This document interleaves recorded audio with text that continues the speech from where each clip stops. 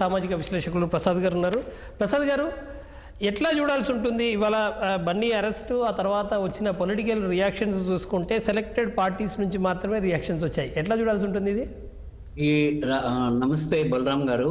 Sir, ఈ రాజకీయ పార్టీల అభిప్రాయాల కంటే ముందు మన అరుణ్ గారు చెప్పిన దానికి ఒక చిన్న పాయింట్ నేను యాడ్ చేయదలుచుకున్నాను. Yes please. మన సినిమాటోగ్రఫీ యాక్ట్ 1918 తర్వాత రిపేల్ అయి 1952లో వచ్చిన యాక్ట్ ప్రకారం అయితే కానివ్వండి, లాస్ట్ ఇయర్ సుప్రీంకోర్టు ఏమో సివిల్ పిటిషన్ 77/2023 జనవరిలో ఒక స్టేట్మెంట్ ఇచ్చింది. మా సుప్రీంకోర్టు జడ్జిమెంట్ ఉంది. ఈ అంశాలను చూసుకున్నప్పుడు ఏంటంటే సినిమా నిర్మాతలకి అంటే ప్రొడ్యూసర్స్ కిన్ను మిగతా వాళ్ళందరికీ ఉన్నటువంటి హక్కులు, థియేటర్ల వాళ్ళకు ఉన్నటువంటి హక్కులు ఎంతైతే ఎక్కువ ఉన్నాయో అన్ని హక్కులేమో ప్రేక్షకులకు లేవు. ఆ ప్రేక్షకులకు లేకపోవడం మీద సుప్రీంకోర్టు ఏమో లాస్ట్ ఇయర్ జనవరిలో జరిగినటువంటి వేరే డిఫరెంట్ కేసులు, అంటే సినిమా థియేటర్లలోకి తినుబండారాలు తీసుకెళ్లాలా వద్దా అన్న అంశం మీద చర్చ జరిగినప్పుడు ప్రస్తావన చేసింది. అయితే నేనేమంటానంటే ఇక్కడ జరిగినటువంటి సంఘటనని రెండు రకాలుగా చూడాలి. ఒకటి అల్లు అర్జున్ మీద కేసు, రెండోదేమో బెయిల్ ఇవ్వటం.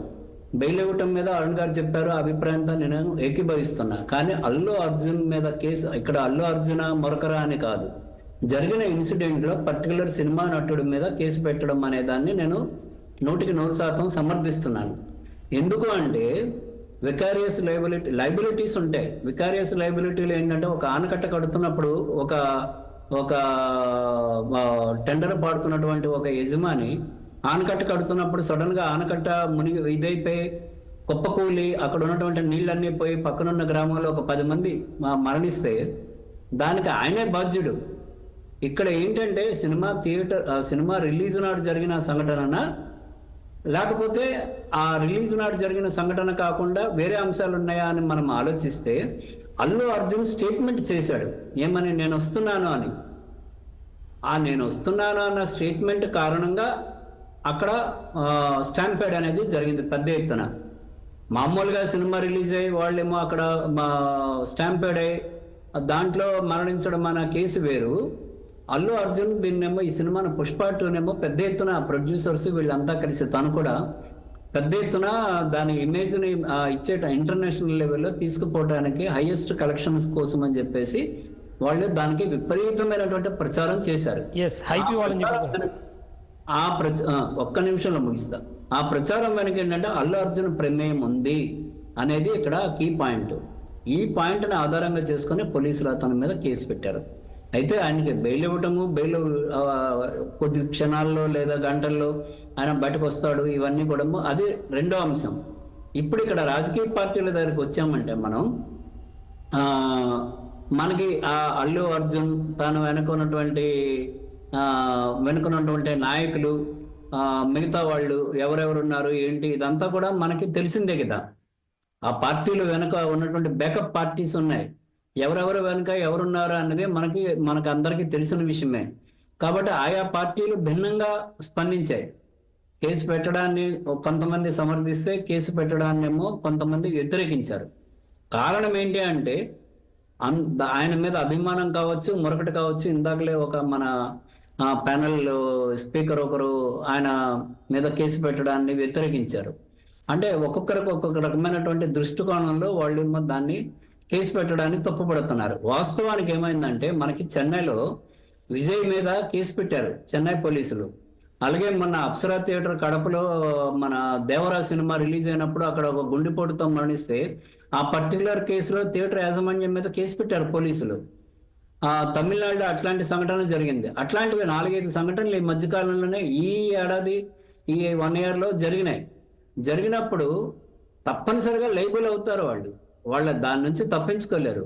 కానీ పార్టీలు ఏంటంటే తమ ప్రయోజనాల్ని దృష్టిలో పెట్టుకొని ఆయా పార్టీలు స్పందించడం అనేది విభిన్నంగా ఉంటుందని నా అభిప్రాయం. ఎస్, అంటే ప్రసాద్ గారు ఇక్కడ మనం ఇంకొక విషయం చూడాలి. ఇవాళ అవునన్నా కాదన్నా ఇప్పటిదాకా అరుణ్ కుమార్ గారు చెప్పినట్టుగా అల్లు అర్జున్ అనేట ఆయన అక్కడికి రాకుంటే తొక్కిసలాట జరగదు, ఇది క్లియర్. ఆయన రావడం వల్లే జరిగింది అన్న విషయం చాలా స్పష్టంగా కనబడుతోంది.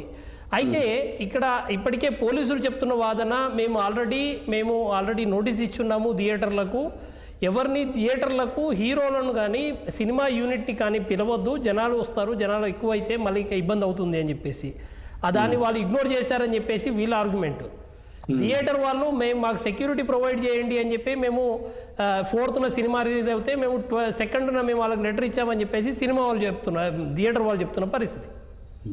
ఇక్కడ ఏంటంటే బలరాం గారు, ఇది అంటే అల్లు అర్జున్ ఫస్ట్ టైం వచ్చాడు లేకపోతే ఇదేదో మొట్టమొదటి సంఘటన అని తీసుకోవడానికి లేదు. చాలా సినిమాలు విడుదల రోజుల్లో చాలా మంది సినీ నటులు ఆయా థియేటర్లలో కూర్చొని బహిరంగంగా ప్రకటించి కానివ్వండి, లేదా ప్రాక్సీలో ఏదో డ్రెస్సు మూసిగేసుకొని పోయి అక్కడ కూర్చొని సినిమాల్ని చూసేటటువంటి సందర్భాలు ఉన్నాయి. ఇంటర్వెల్ టైంలోనో మరో దశలోనో అక్కడ ఉన్నటువంటి అభిమానుల వాళ్ళని గుర్తించి అక్కడ హడావుడి చేసినటువంటి సందర్భాలు మన తెలుగు రాష్ట్రాల్లో చాలా సంఘటనలు జరిగినాయి. ఈ విషయంలో తమిళనాడులో కొంచెం అభిమానం ఎక్కువ అభిమానులకి. తెలుగు రాష్ట్రాల్లో కూడా ఇప్పుడు అది గత 25 ఏళ్లుగా బాగా పెరిగింది. ఈ పెరగడం వల్ల కొంతమంది సినీ నటులు అటువంటి సంఘటనలకు దూరంగా ఉంటూ వస్తున్నారు. ఏ విడుదల రోజు కూడా వాళ్ళు సినిమా థియేటర్కి వెళ్లకుండా ఇళ్లలోనే కూర్చొని చూసేటటువంటి అలవాటు చేసుకున్నారు.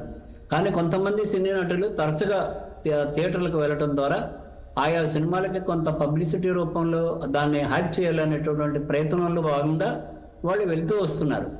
మన రిలీజ్ ఫంక్షన్స్ కానీ ఇవన్నీ చూస్తున్నాం. మన రిలీజ్ ఫంక్షన్లోనే ప్రముఖ సినీ నటుడు ఒక ఆయన రిలీజ్ ఫంక్షన్లో దీంట్లో పవర్ ఇదే విద్యుదాఘాతానికి గురై 2 అభిమానులు చనిపోయిన సంఘటన మనం మర్చిపోలేము.